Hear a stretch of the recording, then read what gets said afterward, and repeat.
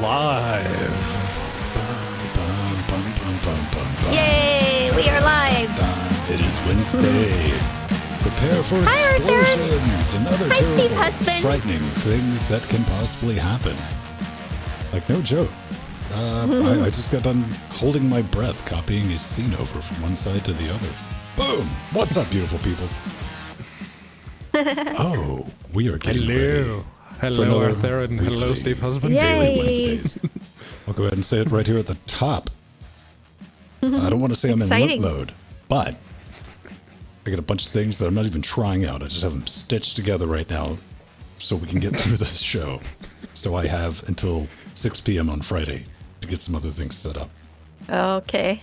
How's everybody doing, man? We're still stuck inside, but some places are getting out of school, possibly. I'm not 100% on that. Portugal.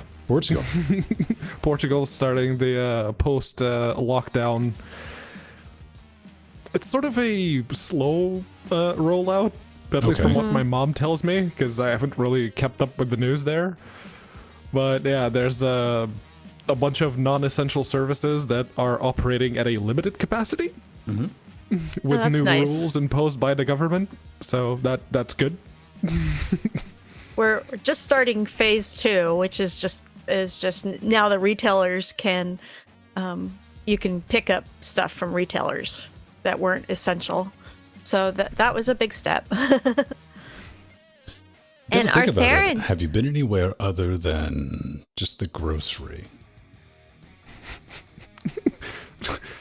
My life was office, Tesco, home. Yeah. Office, Tesco, home. Yeah. So it didn't really change much. Okay, fair point. Yeah. Fair point. And Arthur, and guess what I got today? A new mug. This is one I've been meaning to show. It's cool. It's a spaceship with a ray gun, a handle. It's really cute. So funky. That seems really over-designed. Yes. But it's actually quite cute. It was a fun gift from one of Steve's coworkers. So, over and under that, if you were to hold it by the ray gun, how long till it snaps off? No, it's actually well built. It's pretty strong. That's absolutely a cool mug. That Yeah. has the unfortunate side effect. I have some mugs that I don't use because they don't pass the single drop factor. Like, I could drop that exactly once. Oh, I don't drop things. So I'm too careful. I don't say things like I don't drop things. Yeah. I literally can count how many times I've broken something because I've dropped it 3 times in my life. I'm so careful with stuff. I wouldn't double down. Fate's just like, you want to make that 4? Keep going. You drop something in the next 30 minutes. Okay, I will then. Yeah, part of it is because, well, just being OCD, but because I don't see as well, I'm more careful. Yeah. I'm more careful with stuff. I dropped my work phone once. Thankfully, it was just a screen protector that cracked a little bit on the side. Oh, that's good. You know what? I think I'm gonna go use the restroom. You have 30 seconds. No, it won't happen in 30 seconds. Oh, it's gonna be. You shouldn't let it stop you from trying. No. Not a female doing it in 30 seconds. It's 17 a little hard. seconds. And counting. I will be back. 13, 12, 11, 10, 9, 8. I have reasonably good balance.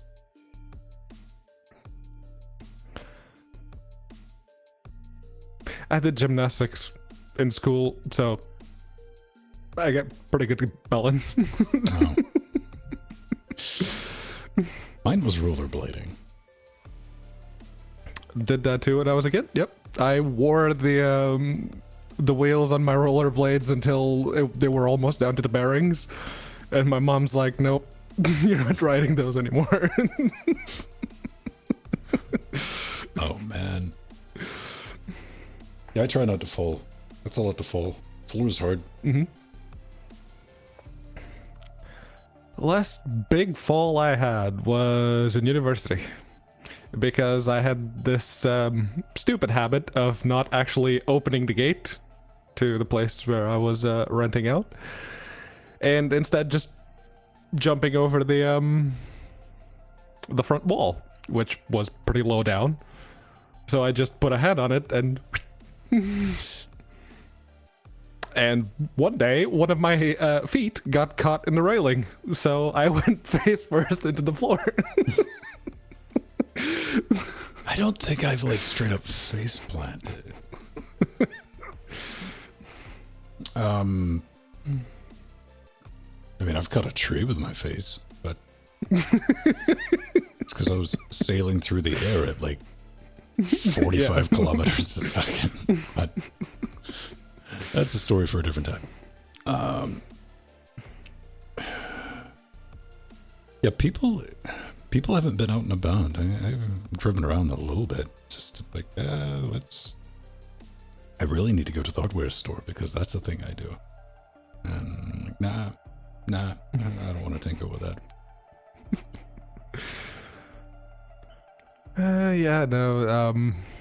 There was another place that I used to go every now and then, which is felt like having Chinese food. I'd go up into Cherry Hinton because there's a really good Chinese place up there, and they also do fish and chips because it's a Chinese food place in the UK. So of course they do. And never tried their fish, but the chips are pretty good. So yeah, Chinese food and chips. Every now and then I'd go up there and avail myself of some. Oh, and McDonald's, Burger King, they're all closed. I read a story. There's a chain here called Wendy's. Yes. With a very sassy Twitter account. This was made more relevant because I realized that they didn't stop making epic rap battles. I mean, and so I straight up and just watched like 2 years worth, and YouTube was very confused with my suggestions after that. I'm like, listen, live with it. You figure it out.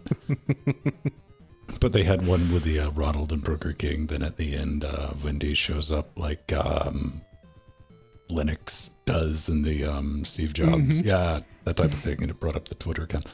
But I think they said 4 out of 5 of the restaurants are out of beef.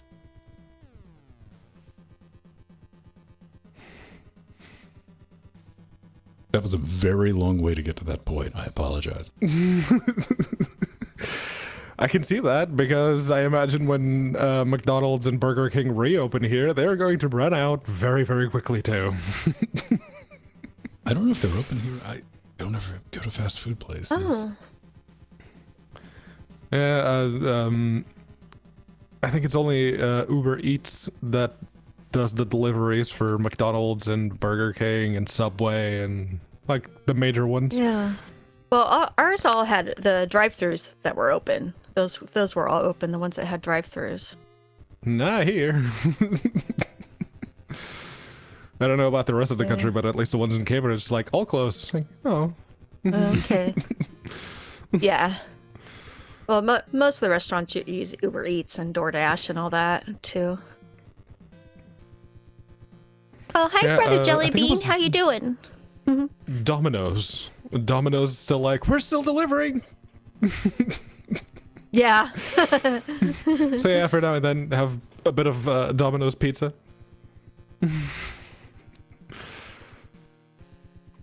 One of the things Steve and I have been doing is when we go on our walks, we go walk to one of the local restaurants and get pickup.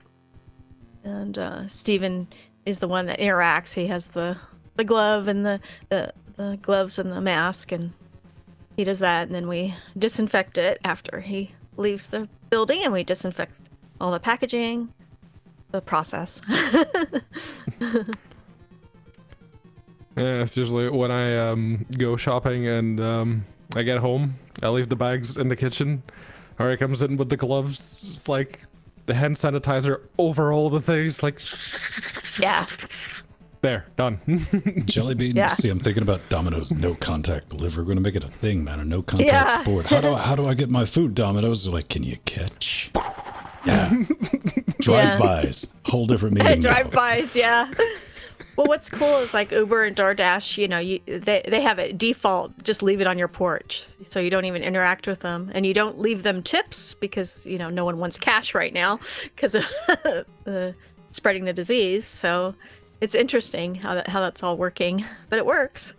And then we try and leave them a tip. Drop it off at the door. They knock. They step back. It's like, cool. Thank you. Yeah. Yes, Scott, but then you have drive-by apology shortly after that, so it kind of cancels each other out.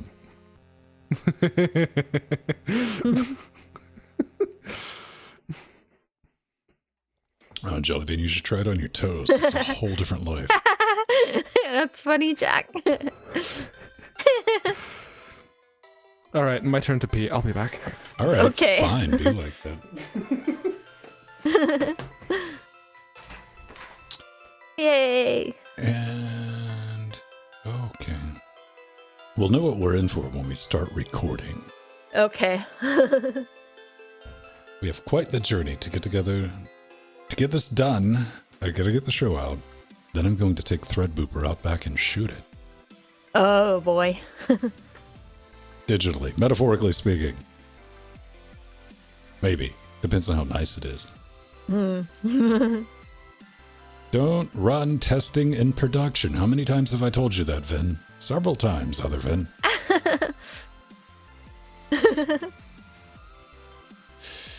Yay, Vin. I don't even know where my wetsuit is. You have a wetsuit? Oh my god. Yeah.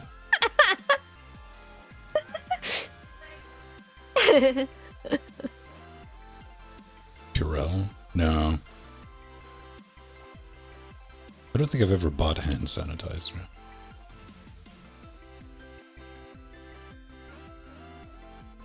Yeah, it's kind of funny because the hand sanitizers I've been using, I had tons of, you know, con swag that were hand sanitizers that I'd kept. and you know, some of them are like 3 or 4 years ago, but they're still fine. They still work. And I'm like, okay, so I dug out a bunch of my scale swag. So that's what we're using for hand sanitizer. But I had so much of it. It's okay. Because I usually wash my hands so much, I never use the hand sanitizer. But in this case, I'm doing both. Linode. Nice. Oh, yeah. We both, I have, yeah, Ellen, yeah. Yeah, I've got about 5 bottles of a Linode. In fact, it's, cool, Alan. Yeah, the Linode one is the best smelling. It smells like 7-Up or Sprite. It smells really good. They're trying to pass laws or making product recommendations to make hand sanitizer smell more like not edible. Yeah. Aww. No, I like Which I think is good because you don't want to give a child something that smells delicious. Yeah. They're going to have a bunch of little well-sanitized drunk children. Yeah. Yeah, Ellen, and the Linode hand sanitizer from Scale, of all the hand sanitizers I've got as swag from Scale, has the higher percentage of alcohol in it. So it's the best one I've found. So I think I'm on my 3rd bottle of that. A bottle of Linode. Well, I mean, this all rolls back to the very the first time I don't pay attention when I buy bleach. And it's like, I need bleach. There's bleach. I don't shop, ladies and gentlemen. I buy stuff. And I got home and I had rain-scented bleach. Because I opened it up. It's like, oh, that smells delicious. Immediately followed by my frontal lobe going, dude, you're inhaling bleach. Like, yeah, let's... Why did you do that, company?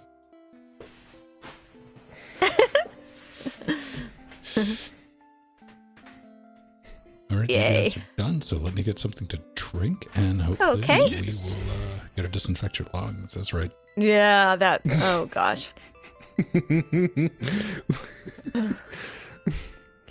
Don't drink bleach, kids.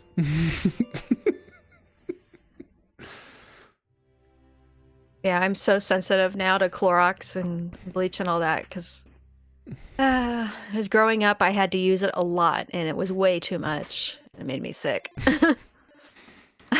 And now I can hardly tolerate it.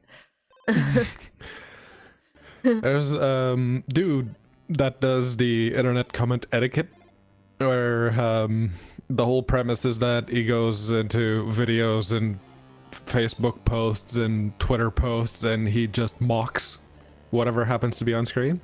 And a couple of months ago, he did one called "Don't Drink Bleach," and then a couple of like it was last week. I think it was the last episode. It's like, I think I remember doing a video telling people not to drink bleach, but it's back on the news, so. Oh my gosh. Ridiculous. Because apparently there's some pastor that was advocating for the use of bleach. Oh, yeah. Okay.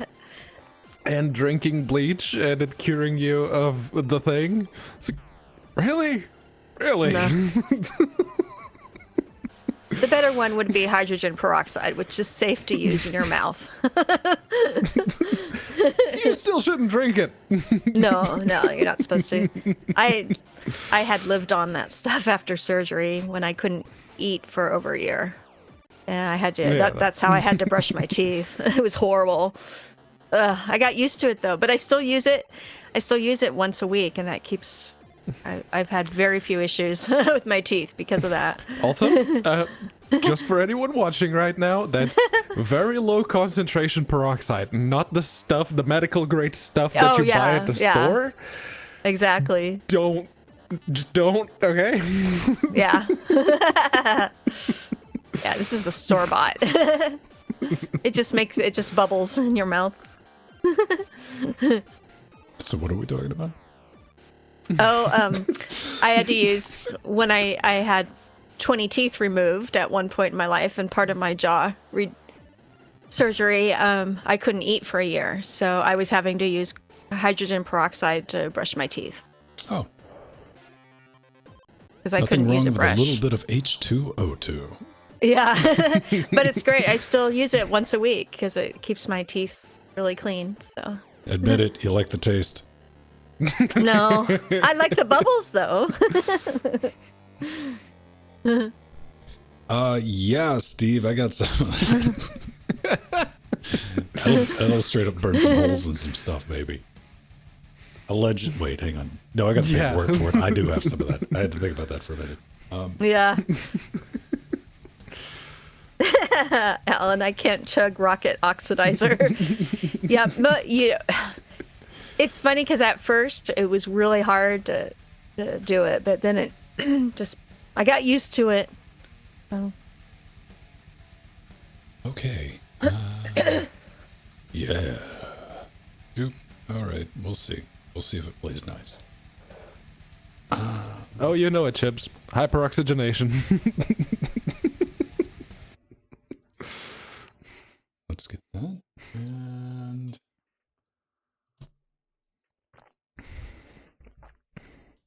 recording. Okay, don't die on me. Okay. Fair warning, again, if we just poof, stream dies, something catches on fire. Okay. Just laugh, nod your heads, have a good time. Post a fire emoji in chat. That's what everyone else says. Yes. Show your support. Show your support. It's not as fun as it used to be because we used to have at least about a minute of delay way back when. And now it's like 5 seconds. Yeah, it's miserably small, but there's always a chance that I could get the problem fixed before it went out, which was always fun. All right. Exactly, Arthurian. Exactly.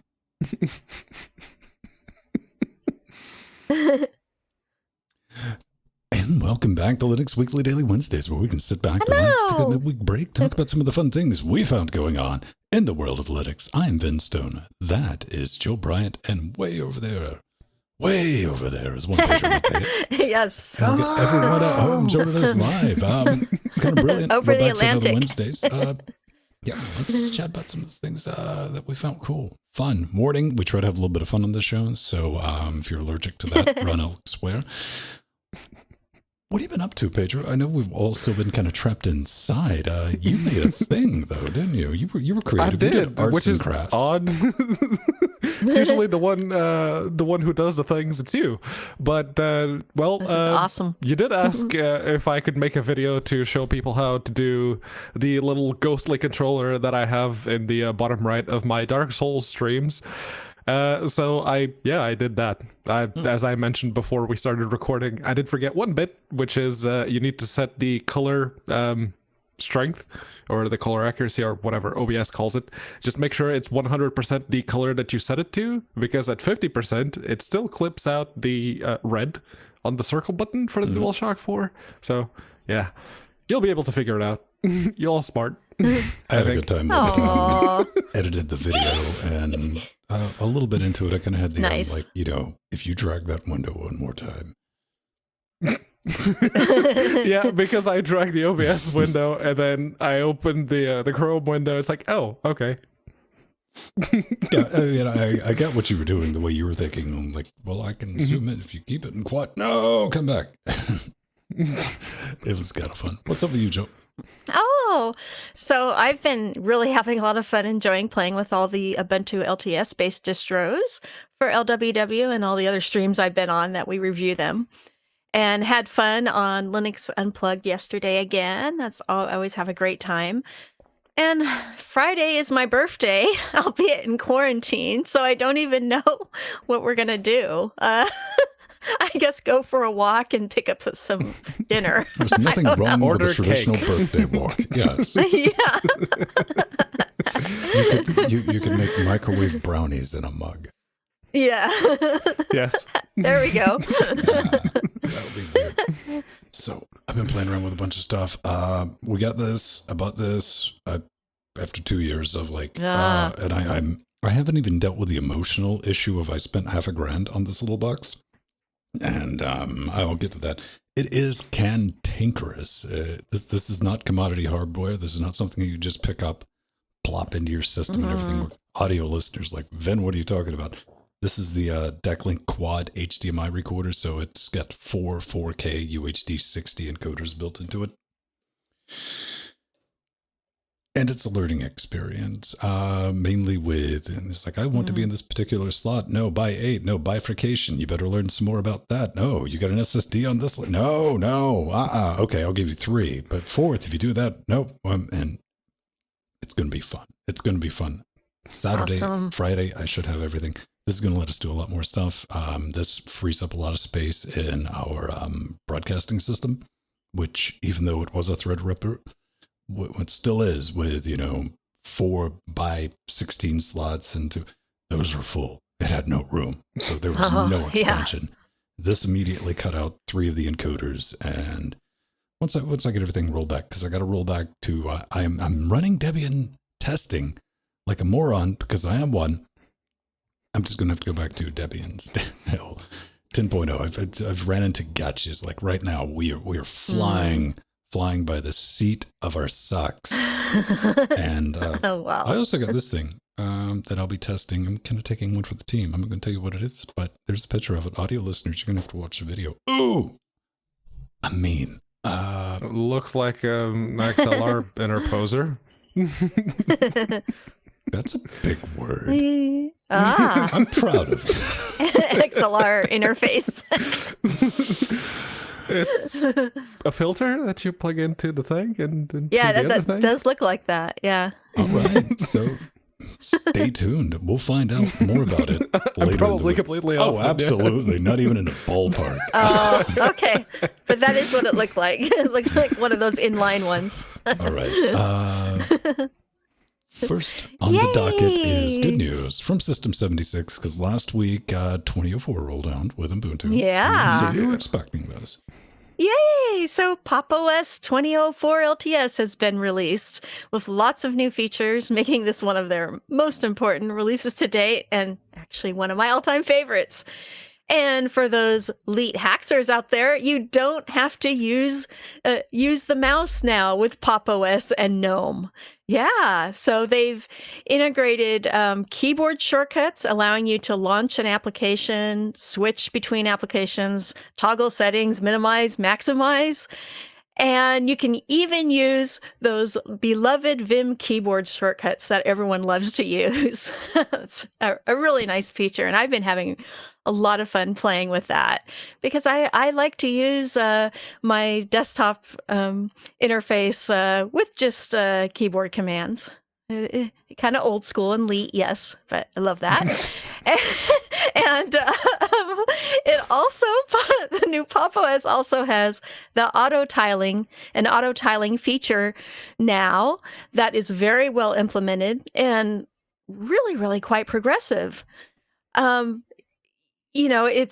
can use the GNOME desktop now like you would a classic tiling window manager like Awesome or i3 by using the super key arrows, super key 0 for orientation. So, and it's really intuitive and really easy to use. And I was really impressed by it. I have a 4 gigabyte SSD that would beg to differ on your assertion there. But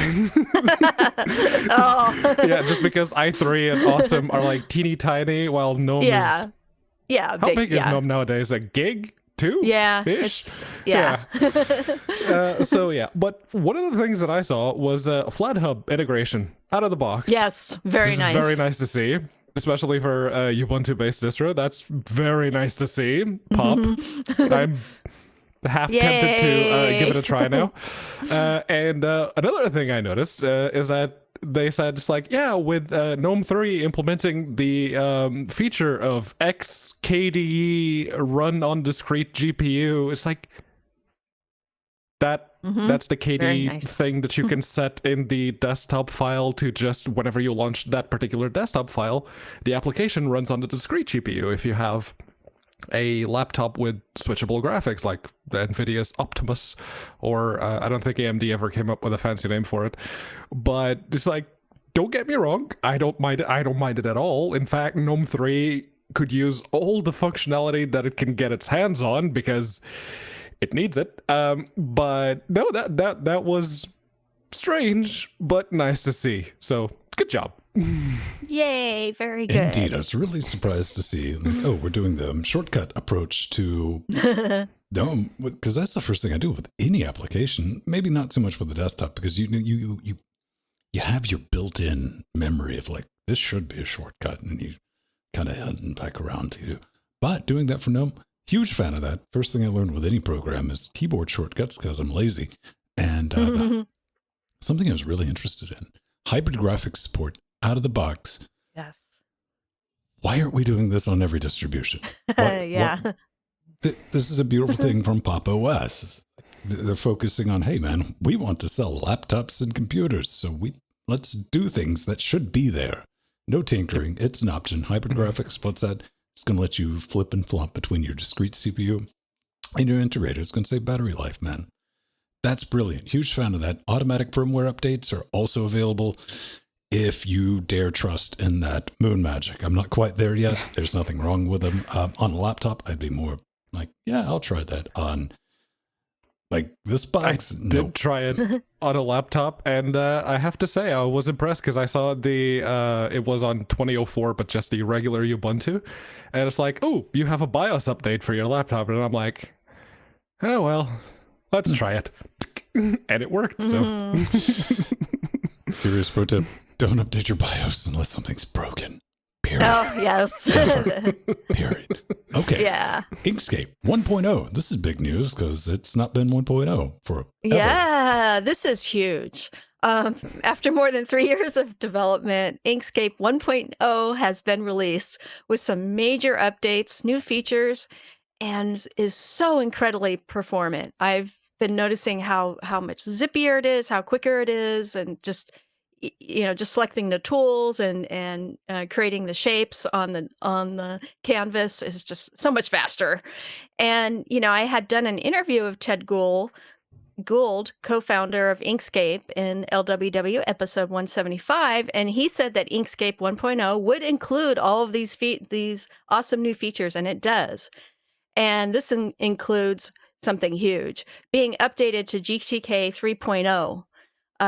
That's huge. That is one of the reasons why it is more performant and why they can actually now offer a native macOS application of Inkscape. I mean, and seriously, it also, you couldn't draw a car of that caliber on GTK2, which is that. Yeah. Yeah, but it was a little slower. No. And as Ven was showing there, it has the ability now to fillet and chamfer with precise coordinates using the corners live path effects.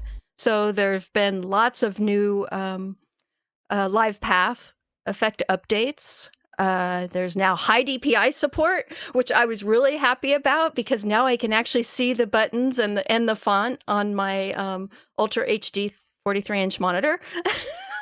That's what GTK 3 is doing. Yeah. Okay. Yes, that's one of the big things. Yes. And the other cool thing is it's been translated now to over 20 languages. And that's huge because now it makes, Inkscape available to many people around the world. And another huge thing is it now has customizable themes, icons, fonts, and the user interface, and includes a dark mode.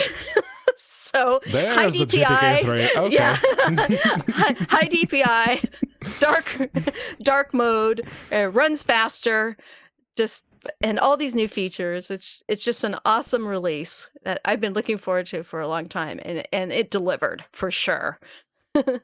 Good piece of kit, and that's definitely something that I've begrudgingly used, not because I have a problem with the program. I just don't like having to art. But anytime I need to do vectorization of graphics for printing on our merchandise, that's what I use. Inkscape, good piece, kit. Keep up the good work, Pedro. Home is where the D is. That's not going to be showtime. Oh no! Just but get it out of your mind. I'm not. No.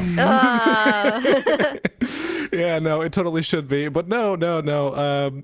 System D 245 is coming, or it has been officially released, but most distros don't use it yet. Partially, because it's still brand new and it's System D, so it touches everything in Linux nowadays, so it is kind of a big thing to just update. But one of the new bits of functionality, which we have already kind of sort of hinted at multiple times, and we even straight up discussed it a while back, which is Home D. And the big thing behind Home D, and the Tech Republic article actually does an alright job of describing it, is that the way that the home directory is currently implemented in most Linux distros, it's not really portable. So if something happens to it, you're basically better off just completely removing any trace of it and creating a new user and just using that instead. And part of the initiative behind Home D is to create a truly portable and secure implementation of the home directory, which is great. It's actually a really good idea. It just has one unfortunate side effect, because part of that security involves encrypting everything. Like, everything's encrypted, including your SSH keys. So let's say you hit the power button, and like you do now, you hit the power button, the system boots, but it's at login, and you could SSH into your system. Yeah. Once Home D is set up, you can't. That sounds because pretty secure. The SSH key is still encrypted. Yep. Yeah, they're gonna have to fix that, of course. As long as I don't notice it, it's kind of like System D. The rage against System D, but most distros are using it, and 99.99% of the time, you don't notice it. It just works. You don't have a problem with it. I don't mind System D until I have to do something with it. I'm like, well, I want my init scraps back because I'm old. But I like this. Something that needs to happen. And I'm like, it's lettered. But come on, man. Let's do this. Come on. No project that lettered coding ever implemented as ever attracted any kind of animosity. Yeah. Yeah. Yes. Everyone loves Pulse Audio. Everyone loves System D. You know what, though? In the end, it eventually gets to you got to give him, because the amount of just flack that he's taken with Yes. projects, walking out going, listen, guys, which he doesn't do. I mean, he's his own flavor of human being, but going, this has got to get done. Somebody's got to do it. None of you are doing it, so. Yeah. It's like, I'm going to do it my way. Since no one else is doing anything, I'm going to do it my way. My way. Well, as we've, like Pedro was saying, we've talked about it quite a bit here on LWW, and I actually like the idea of having a sandboxed home directory that is encrypted and easily portable. It's good for the desktop. It's good for your laptops and your desktop computers, but of course not very good for server side. But Leonard Pottering had talked about that in the article, how they're going to have to fix that. They're going to have to make it good for server side so you can SSH in and whatnot, and from your laptops. so that does need to get fixed. And this makes Linux an even more secure and streamlined operating system, and will really help it from Well, the streamlined bit is debatable, but secure, yes. Yes. Things change, things bad. Let's talk about my favorite topic, Scandinavian witchcraft. Hayden Barnes, right?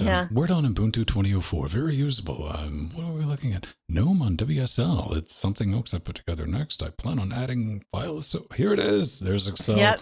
Running a Linux, file associations, communications with Windows Runtime, Container VM, secured over SSH.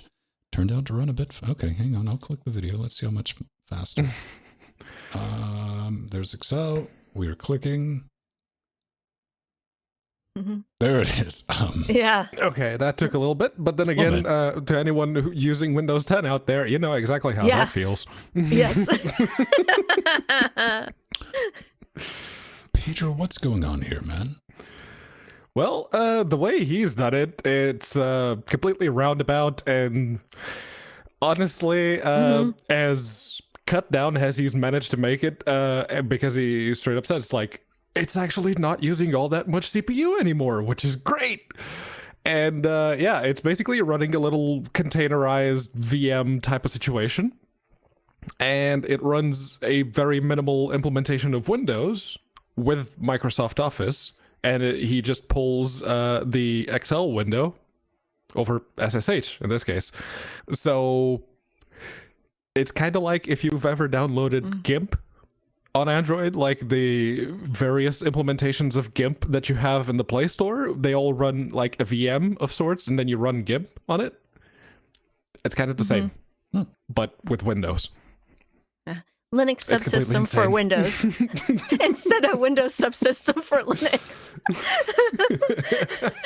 It definitely inspired a bit of, oh, that's neat, but why?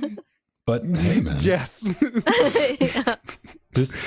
I can see why. You can't hate on why, even because I can't tell you how many things I've come up with or ended up with because I was doing something that everyone was like, why are you bothering with that? I don't know, but we'll find out. I might learn something that I can implement and turn into a real boy. But one of the things that Excel, if you have an Office 365 license and you've been using it over the browser, you know that if you have a sheet with 11,000 different data entries scrolling on the browser, it's a painful experience. Very painful. So I guess I can see the point of having the dedicated thing, but why not help the wine team get that working? Nah, man, Electron. Yeah, Electron. You'll be able to use Office and IE under Linux very soon. Well, it's still Chromium, but don't care. Still had IE. Yes. Firefox Exploder. released a tool that's kind of handy, though, when you think about it. It is. And not all of the email providers give you free access to different aliases. And I thought their website was broken for just me, but apparently those pictures aren't showing for anyone. Oh, yeah. I've been having that issue today, too. But yeah. Basically, I think if you have a Microsoft account and like an Office license registered to it, you can have different aliases in your Outlook email. You can just create a different alias. Everything will land on whatever folder you tell that alias to send to, but that way you don't have to share your actual email address and just register with an alias for some website or another, which is great. And Firefox is going, well, we can do that. And they're offering basically that. They are letting you use their service, their relay service, as they're calling it, to set up an email alias that you can redirect to your own email and then use that alias to register for a site that you're not entirely sure of. It's a very good idea. Yeah, this is awesome because, for years I've had a separate email account just for internet account signups and then forward the legit emails to my main email. And this would bypass it. It's very, very smart. Very cool, Firefox. I'm going to be using this. One of the things they're going to be doing right with this is adding this into Firefox so you don't have to worry about your burner account. You're like, oh, I need whatever from this site. Yeah. Boop. Okay, send it to me. Because, you start getting it. It's like, I wonder whose list I ended up on. Yeah. Good to see. Good work, Mozilla Foundation. But, hey, we get to talk about XFCE, the best desktop manager known to humankind. And for yes. Well, one of them. It is certainly a desktop environment. But their big news on April 30th, they moved to GitLab. They still have their old basically self-implemented cgit Gitolite, but it's in read-only mode, and everything is now moved to GitLab. They also moved the accounts of the main contributors and everyone else who's a regular contributor. They've moved all of those accounts. Everyone else, go create an account on GitLab and then just, do the thing. Which is also very, very good because if they're not having to host and maintain their own Git implementation, that frees up a bunch of time to work on the desktop environment proper, and that compositor needs fixing. Yeah. Come on. Okay, in XFCE, you can disable it very easily. Yes. Yeah. Which is step 1. Step 2, install Compton. Yes. Good on them. Good on them. Awesome. That's not the only XFCE news we have, though. No, but the second bit is sad news. Well, for XFCE anyway. Hey, new version of Ubuntu Studio. This is hot. This is great because, hey, we're going to be seeing a lot of new releases like POP and all that based on the 2004, the latest LTS from Ubuntu. They're pleased to announce the release, and it's codename Vocal for the 27th release. Yeah, we know all that. What do we do? This is the new hotness, basically. If you know Ubuntu Studio, audio production, music production, video production, this has been put together with you in mind. This is sporting MyPaint, AVL drums, Ubuntu Studio controls, LibreOffice Impress, and several other changes. That's good. Yes. They even have the latest version of the LSP Linux Studio plugins, which I use on this show, are available in backports. They didn't quite make it into this release, but you can still use them. Now, there's a curious. They do talk about the future. Yes. Change. Down. There we go. Down the rabbit hole. Desktop environments. Yeah. KDE is now the default desktop. And, there's unlike other flavors of Ubuntu Studio isn't based on its desktop environment. We started to look at it 2 years ago. There's a lot of buildup. And I say a lot of buildup because you don't do the song and dance when you're about to make everyone happy. You just don't.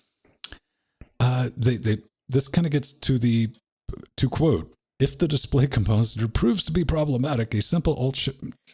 I had to stop right there. I mean, right here with your announcement, you're like, yeah, Plasma's going to mess you up a little bit, to the point where we need to say something about it during this release. Pedro, you've heard of this Plasma thing before, because you run the Yes, I have. Yeah. And boy, have I been the one to rail against Kwin. Because as compositors go, it's marginally better than the current implementation of the GLX backend in XFCE. Because, you know, you can actually use it. But yeah, that's actually been one of the things that have always been problematic with KDE. It's been the compositor. And yeah, Alt-Shift F12 is usually my go-to. It's like, oh, everything's frozen. Alt-Shift F12. Oh, look, I can see things again. Yeah. Dude, you know, if you're just going to recommend something that has known problems like Plasma, how about let's just not do it? Don't. Please, no. But to be fair, most of the problems are on NVIDIA. So if you're only using like AMD or Intel, you're good. Yeah, you see, if any part of that is part of my conversation with dealing with something, it's not my life. It's not, like, I don't care if I have the right hardware, if that's part of, there's something wrong there. It's a far deeper issue. And this is not about me just being an XFCE zealot. It's not. No. It's about installing a full-blown DM with all the bits and bugs that come along with the desktop manager for your audio or video production. This is an appliance. Now, maybe the goal of Ubuntu Studios is a general purpose device that you could use for desktop and gaming and all. You're always going to have a bad time. We have an audio box I have built in the studio that is dedicated for audio processing. Its name is Jackbox. There are many like it, but this one is mine. Now, originally they were running XFCE, and you know what? 412 nukes everything from orbit in one very important, nay, critical category.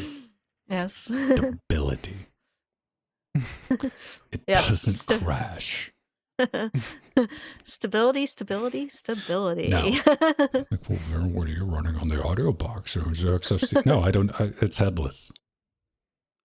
That's what I run on our audio rig. I SSH into it because I don't even want the overhead of having anything running. Yeah, that's right. That's right. Ivory Tower. How you doing down there? What's up? Yeah. Well, you know, this is depressing to me because I often have my animation and graphics students install Ubuntu Studio as their first Linux distro because it comes with all the multimedia software. And it uses XFCE, which is stable and runs beautifully on their older computers and laptops. So, and I know Plasma and KDE, yes, it's gotten faster and it does perform very well now, but it's just not as stable. Especially if you're dealing with Yeah, especially when you're dealing with having to render something for several hours, you know. I definitely come at this from like the audio thought. It's like, I don't want a compositor running ever. No. That's bad and wrong. But hey, I made a thing too. Pedro's not the only one. Yes. It's been a minute, but I have a new interfacing Linux out about the XTouch 1, which is a nice little control surface. And I needed to find out whether or not it would Linux successfully with our system. It is just a device for controlling your DAW, digital audio workstation. Gives you a bunch of buttons and a bunch of knobs, so you don't have to play around with, for me, it's like getting over here to over here virtually with a mouse between these screens versus being able to, while actively on the show talking to you, tap, tap, tap, tap, tap, and do all that fun stuff. So I just walk through, hey, does this thing, can you set it up to let's see a good shot where you can see everything working. There it is. So I'm using it with the XTouch compat. That's like our two main pieces of kit that I use and it worked out of the box. Short story long, that's it. And if you're looking to pick one up, they do work with Adore. They work with, I know it works with, I think Reaper I tested it with. I don't know anything else. It's got a bunch of presets for it. It's even got a blank template. So if you want to scribble stuff and like for all of your buttons, bits, and bobs. I think it's a little overpriced because it used to be $150. Now they want like $200 something for it. It's not level.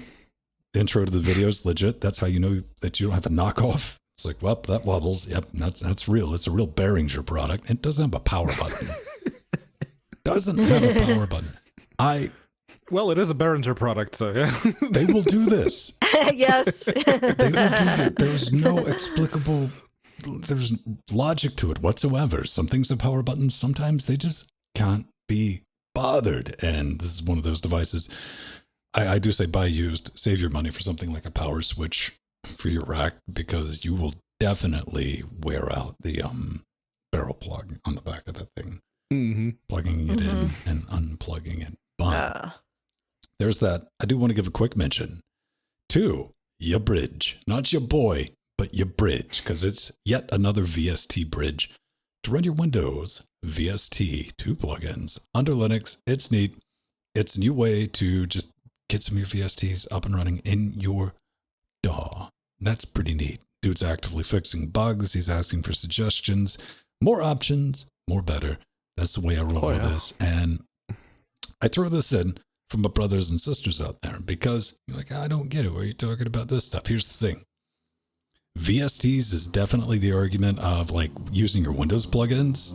But my Photoshop, I can't run Linux. You know, says the person who's never run Photoshop in their entire life. That's just what they say online. This you get from the audio crowd. They're like, well, I can't use my VSTs. I'm like, yeah, you can.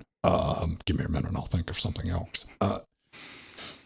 Good news. I personally don't have any Windows only VSTs because I've never ran the window thing. But wait, hang on. Nothing after 3.11.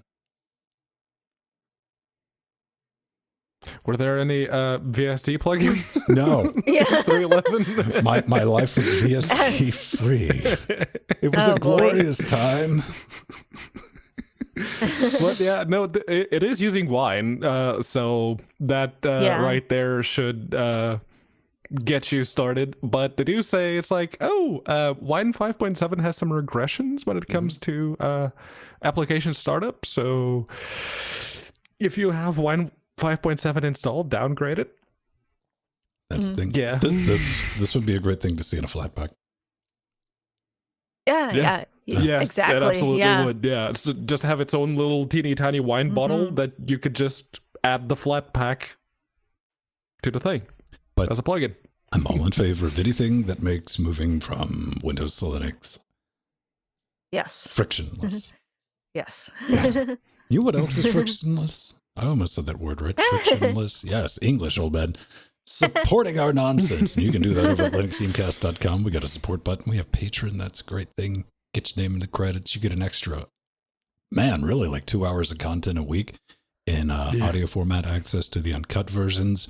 We have LibrePay. We got merch. Promise you, I'm going to make those fanny packs. But we do have t-shirts and all that other fun stuff. PayPal, old school. We got Wish Zones. We got one for the studio. Jordan, Pedro, and Jill. If you get anything for the studio, that's how you end up on this wall back here. There is limited space for that. Keep that in mind. And magic internet money. We got Bitcoin. That's also a thing. But Jill, we have 2 new patrons this week. That their names must be announced forever on the record on the show on a Wednesday. Yeah. So we have a new one named Dodger. Thank you so much, Dodger. And we also have OX4D_coma, which is actually Oxford coma. That's how it translates. Yeah, Oxford coma. Wanted to throw that out to Jordan. Awesome. He's like, hey, Jordan, how do you, he wanted to like Hebert Ziegler. Jordan, and see what was going to happen. Oh, yeah. Dodger and Oxford. Dodger, is that we've been Dodger? Dex bonus Dodger? Or I don't know. Because that'd be odd. I'll check my emails. It would have been great if we would have had a new patron called Jammy. Then we could have had it said Jammy Dodger. Oh. Well, Jammy Dodger, Oxford coma? No. It's not an Oxford comma. It's an Oxford coma. Oxford coma, man. That's the thing. You guys and gals make this possible. I want to thank each and every one of you. And for the support, we'll just keep on keeping on. We got new stuff coming each and every week. But what? I got gifted a game by Aldius once again. He gifted me LDS likes to do that every now and then. It's like, surprise game. He's so great. He's gifted us so many games, and he just gifted me Monster Hunter World, which I'm really looking forward to playing with on my birthday. See, I stopped myself. Nice. I was about to say, where's my copy of... And then I was like, you don't have time to play video games. They might show up, so don't. Yeah. Time for a slice of pie. It's kind of brilliant. Ooh, This week. Nice. Pretty cool. Oh, I'm Pretty very cool. This is something really awesome. So this is amazing. This is a new Raspberry Pi 12.3 megapixel high quality camera for just $50. And this replaces their previous high quality cameras that were 5 megapixel, then 8 megapixel. But this one is 12.3 megapixel. And it uses a Sony IMX 477 sensor and has a back illuminating sensor architecture for improving sensitivity, and it's integrated with back focus adjustment ring and a tripod mount, which is really, really cool. And it's amazing also because there are a range of interchangeable lenses. There's one that starts at $25, and then there's a $50 one, even higher quality. And it is compatible with all the off-the-shelf C- and CS mount lenses, which is amazing. So That's you basically, pretty good. yeah. So you basically have a really high-end DSLR with the Raspberry Pi now. And, who would have thought that we could have, low-cost, high-resolution camera taking this is in video. This is awesome. Thank you for That the is a Pi. huge sensor. At the end of the day, it is, basically a decade ago. I mean, for $50, it's about 10-year-old technology. When you're looking at the sensor, now it does come with a C mount for your lenses, which is great. The important thing is it's $50. Yes. Yeah. So that Very much in the Raspberry Pi spirit of things. Yes. that falls in like, I'm gonna just have to pick one up and play with that because Yeah.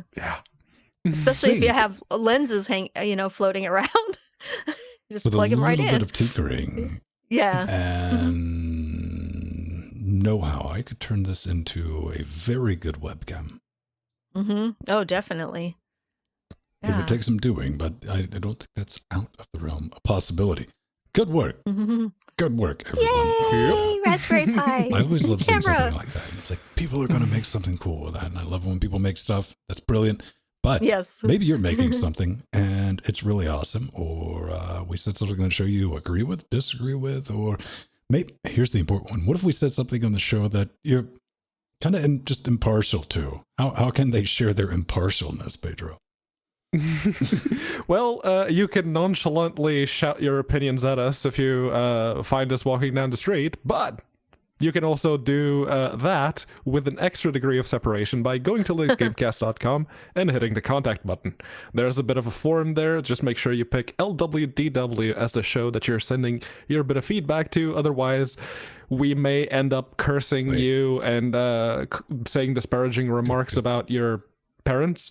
Wait, hang on. You see that like then on that Saturday show, we do. There, that's impartial, man. Oh. You can't have the 8 equals. No. We can do that on Saturdays, though. Yes, but this week we did have some bits of feedback, and Newell, who every now and then comments on our YouTube videos, is like, the FUD around the FileZilla installer showing ads is really blown out of proportion. Plus, it doesn't affect Linux at all, only for Windows, possibly Mac, not sure. People calling to stop using FileZilla over this are very wrong. It's like, okay, you don't comment very often, but whenever you do, it's poignant. I'll give you that. I'll tell you what really threw me back with that was how the developer... Oh, go ahead. You got it, Joe? Oh, no, but I was just thinking about this because the FileZilla, a lot of people have been complaining about it lately because of the ads. And, I knew it wasn't a problem on Linux, just on Windows. So what went down was, they had some like adware type stuff that like rolled out in some of the updates, and that was definitely a thing. But my right page was how the developers like, this isn't a problem. You shouldn't complain about this. Yeah, the way that the developer reacted is the problem. It's like, that causes me to worry. Like, not the product on Linux. It's more of like, yeah, you know what? That's not the kind of person you really... yeah. It was about that time I realized that you could just SFTP from the Thunar. I was like, oh, yes. Yeah. Dolphin, Thunar, yeah. All right, Peter, what do we have up next? Up next, it's Rudy. And Rudy, well, I've been out of the LGC loop for a bit, but I'm back now, and this video got me curious. Do you use the default generic kernel on Debian, or do you use some kind of low latency variant on the machine that's processing audio? Linux is not good for real-time audio processing. It's one of those things that tends to come up in discussions, often followed by someone saying you absolutely need to be using a low latency kernel if you do audio processing on Linux. But I'm not sure if that's still relevant in 2020. Well, chances are if you commented that on the video that I think you did, yeah, Ven's the one to ask. Yeah. Yes, but that would be boring. Make something up, Pedro. That's, yeah, ridiculous. Ridiculous. Jack is awesome, and Pulse Audio is better than the default Windows sound system. So to the question, what we have is you got a generic kernel. That's what you're going to be shipping with. Availability, you have a hard RT kernel that you will find in Debian. However, you're going to, if you need hard RT, I know what I just said. You're going to have to rebuild it because the clock's set at something moronic, like 400 megahertz. You need to set that to 1,000. And there's a couple other things. If you need full preempt RT, you're going to have to patch that unless you just rebuild the stock Debian kernel. 9 times out of 13, you're going to be able to get away with a low latency kernel. Canonical, you do good there. You drop a low latency variant right with the distro, you can roll back to it. Probably all you're going to need. You don't need anything fancy. Linux, when it comes to dealing with real-time audio, beats everything. Now, as far as performance, it beats Mac, it beats Windows handily. Problem is software availability. Mm-hmm. Then you got, then you got to deal with Jack. Jack's a whole other can of nope you don't want to have to deal with. But hopefully Pipewire is going to help sort. See, I'm building up Pipewire because it's a one-person job, and I hope he listens. He's like, man, you better dial that back a little bit. No, I'm giving you something to strive for. To be fair, SSL was a 2-person job, and the entire internet's using it. So. Yeah, that's a whole thing. But more to the point, if you're not using Jack, you can get away with it. But the perfect example, I was compiling kernels last night because I was like, can I run like a 420 versus a 5.3? I forgot to build a low latency. Well, I forgot to build the kernel as low latency, and I couldn't understand why it was just spewing out X-runs. I'm like, what changed? All I did was reboot, and I was mentally exhausted at the time. That's why I forgot. Then I finally went back and I was like, make X config, because I'm lazy. I like that GUI. I've been doing it since I was a teenager. What did there, and I just happened. It's like, oh, that's why. That's the difference between a system that works and a system that doesn't work. So, yeah. Hopefully that confused you slightly less than it answered. Yeah, basically, if you're doing if you're doing any kind of audio processing, you want to use real time. That's still true in 2020. Well, you really do. Like, Pedro's got to say a thing. It's got to go over the internet. It's got to hit this box, get processed, mix minus, split out, come to this box. And it round trip, it's got 5.3 milliseconds to do that. Yeah. So, yeah, preempt, very minimum. All right, beautiful people. I think we got to bounce out of here. Maybe roll some credits. Do you think we can try that? Yeah. Yes. Hang on. I don't know if I loaded them up. We might be able to. Yeah, I just play with it. Cool. Well, while you look for the credits, I suppose I should read the thing that Mir, he bought me some tea that I forgot during the plugs. All right. Enjoy your gift of delicious tea. May it help you deal with the idiots while working. Thank you, Mir. Very good. That box of tea pigs is already halfway down, so thank you. Aw. Come at me, Netflix. Yeah, and everyone out there, remember the LGC meme, Pop OS is best OS. Thank you The to... LGC meme. Yeah, it's like, how are we doing that? You just make something up. Like, it's a meme now. No, it's a meme now. Well, System 76 know the meme, and of course Matthew in our Strider, otherwise known as creator of Lutris, is the one that came up with it. So. It's a Strider meme. Okay. Yeah, it's a Strider meme. So yeah, ignore it. It's brilliant.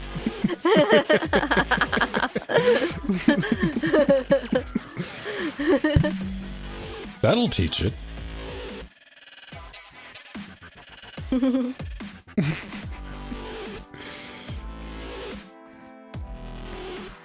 Hopefully we have a recording. Yeah. Well, no fires, Vin, at least. It didn't seem... None that I didn't extinguish live, so I did my job. Okay.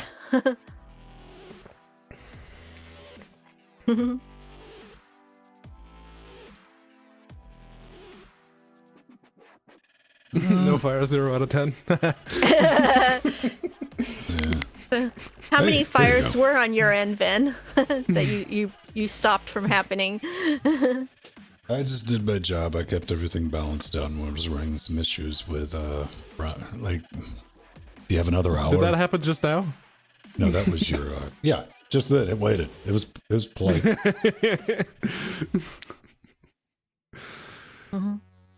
That's still on our list of things to do, man. Build our dedicated checkbox. It's got to get around to it. There's a grand total of 1 me. Yeah.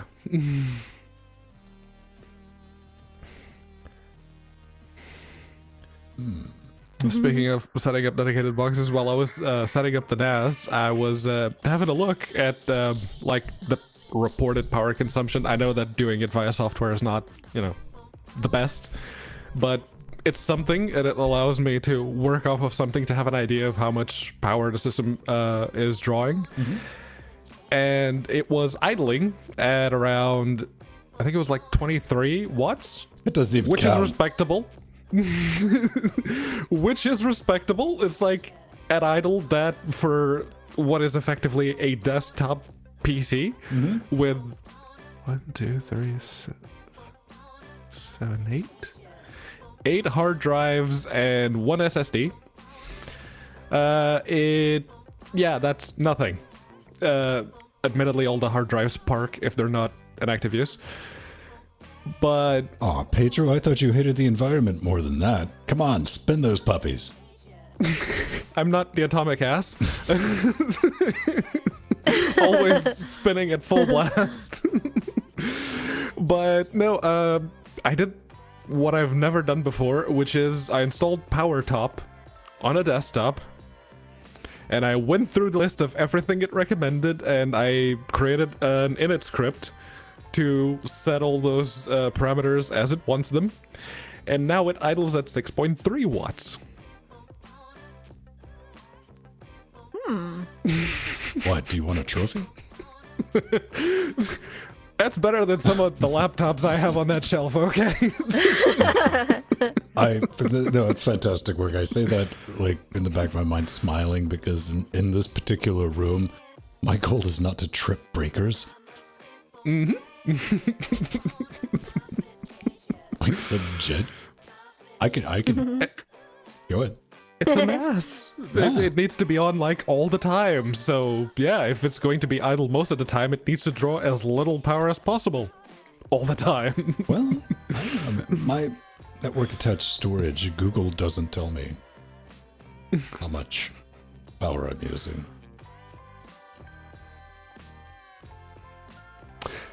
Yeah. Yeah. They could. They actually could. They could do the Probably. math Yeah. based on how much you're uploading. I don't have a lot.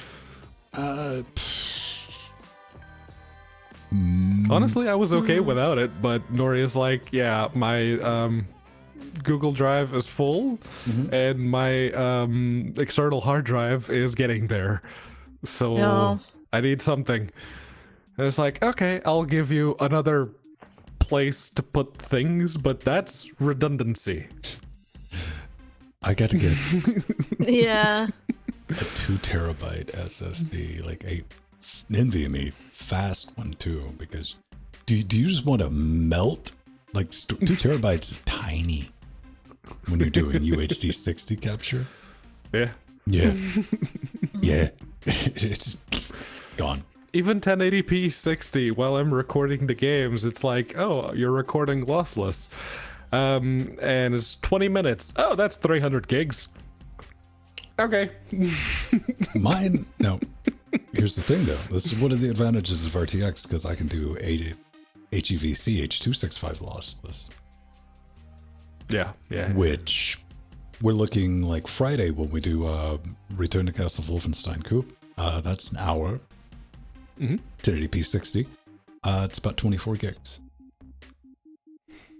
Which I know. That's pretty good. Yeah, my brain immediately goes, that's nothing. And I'm like, man, times have changed, right? Yeah, that's right. It doesn't even count. Oh, God. 24 gigs. Yeah, in the 90s, we were dealing with a gig a second because we had to do everything uncompressed. And that was before storage was big. It was hell. I had so many external drives. It was just insane. Insanity. I remember having 12 SCSI hard drives on one external port just to back it all up. It's horrible. Yeah, having NVMEs is you want to be that. I like living in these times. Yeah, it's so much better. And yeah, the 2 terabytes aren't cheap. Then I saw that they make 4 terabytes. I'm like, man, I want to live that life where I can buy one of those. Yeah.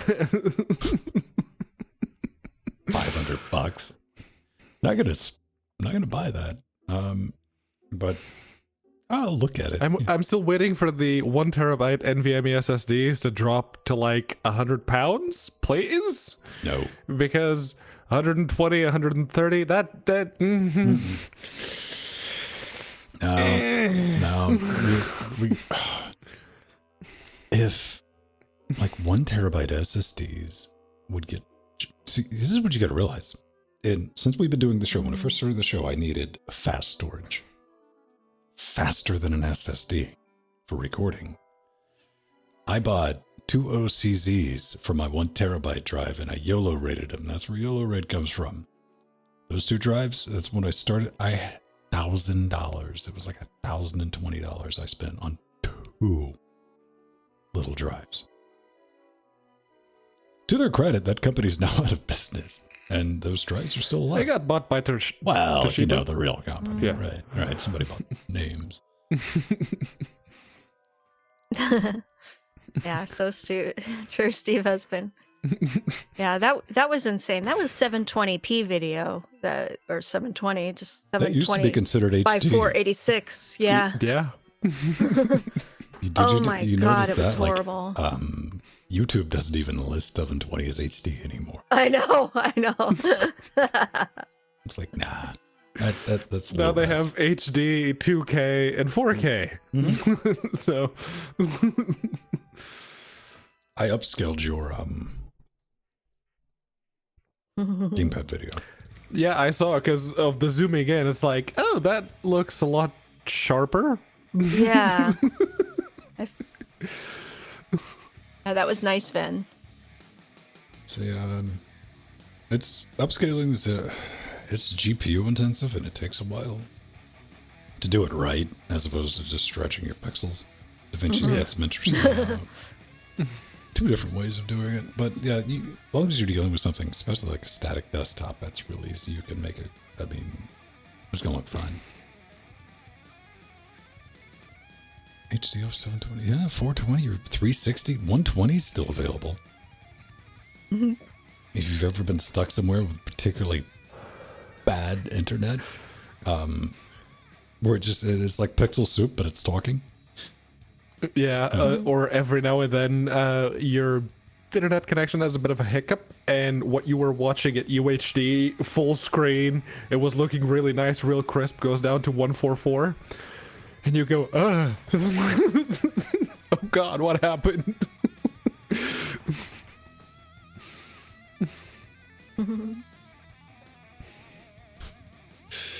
And I think maybe this week I'm going to get that monitor arm I ordered last month. Oh, good. Finally. They've at least printed the label to send me a replacement. Yeah. Oh, good. All right. They have that go, but they're doing it through FedEx again, so maybe before Christmas. These are the upsides and downsides. You know, I could have just spent the extra $20, but this is for the studio. Come on, we're going to pinch every penny we can and save $20. The first one I ordered showed up the first week is fine. The second one, you're dealing with eBay, but you're dealing with like a store on eBay. This is what we do. We're coming up on 2 months. If I just been, I'd get it on Amazon. I'm like, Amazon, this one. Why'd you send me another one? Well, it felt like you said it was broken. No, I didn't even finish the email. Here's another. I don't need 3, Amazon. Jeez, come on. Like, shut up, or we'll give you another one. Overnighted. Bad internet is just Starlink, man. Yeah, we were talking. That was one of the meetings we had today because, with the prospect of the lockdown being lifted, there's a lot of talk about the new normal. And I know for a fact that I'm going to hate those 2 words very, very quickly. But yeah, it's like, so what are people going to do going forward? Will we continue doing the working from home? Will there be an option for people who want to go into the office can go into the office? Everyone else can do whatever they want. What kind of benefits do people get? Can they claim miles if they can change their home base to their home address? So yeah, those discussions are currently happening. Yes.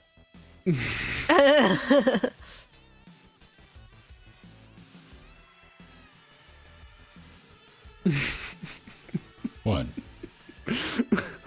I can only see the new, but I know exactly what you wrote. No, you don't. Quiet witch, you can't read my mind.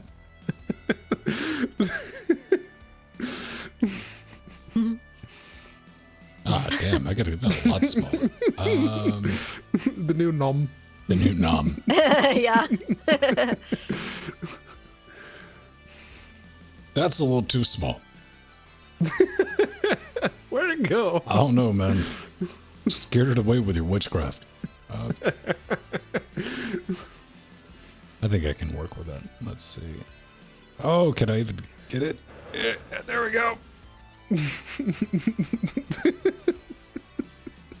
There we go. It's getting closer. Oh.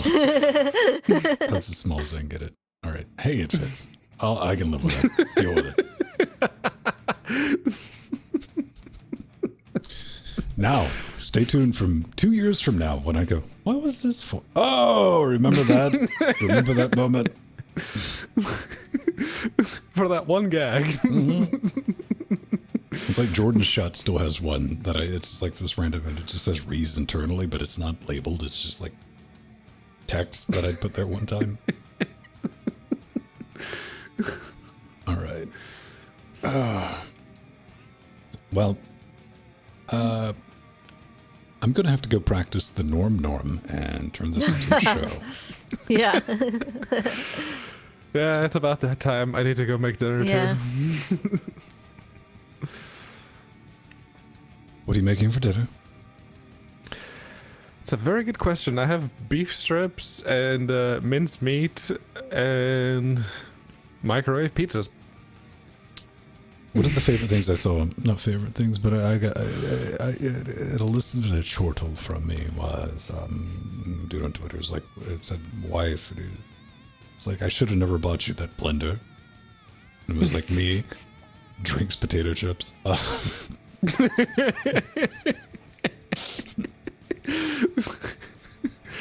actually need to go shopping tomorrow because, yeah, we're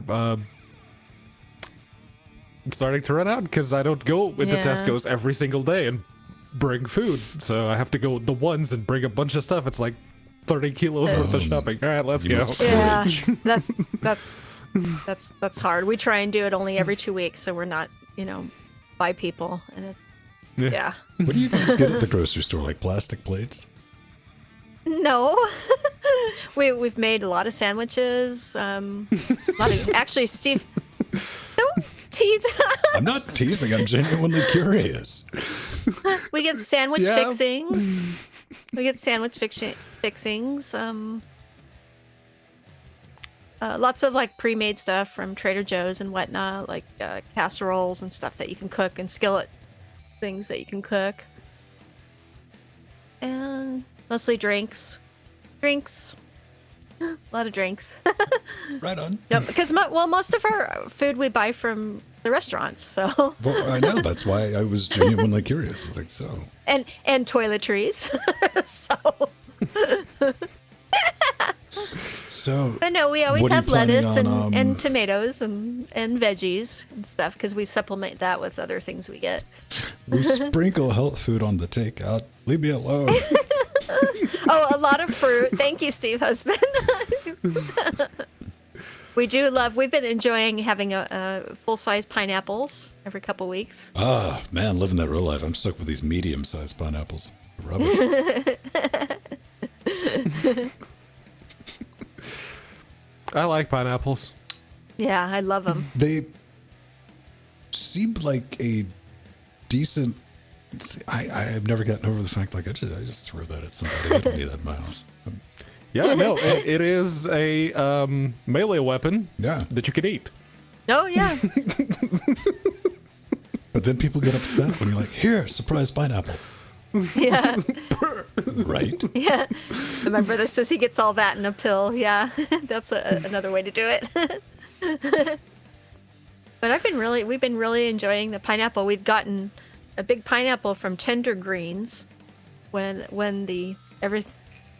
all hell broke loose originally, and they actually were selling produce with the meals you could buy. So we got produce from them, and they sent a big pineapple, and they're like, "What are we going to do with this?" Because me and Steven usually just get the small slices yeah, or whatnot, you know. You guys around unprocessed fresh produce is probably like the monkeys of the monolith at the end of 2001. Like, what do we do with this?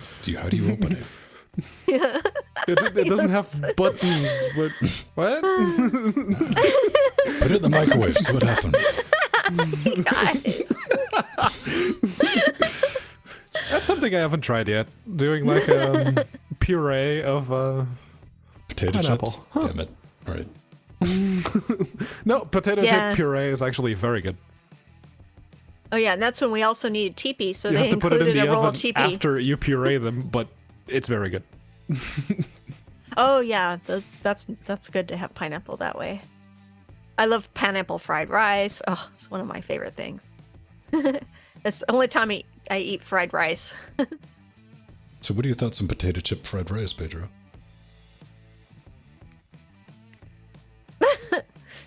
Well, I've had rice potato chips. You see, Pedro, this is why you need to do more drugs. All right? I've managed to cut down my drugs to just, Yeah. nicotine and alcohol, so. We've gotten old. All right, beautiful people. I got to bounce out of here. We'll see you next week. Bye. Okay. Bye-bye. Bye everyone. Love you. Bye Jelly Bean. Bye Arthur. Bye Scoots. Bye Steve Husband.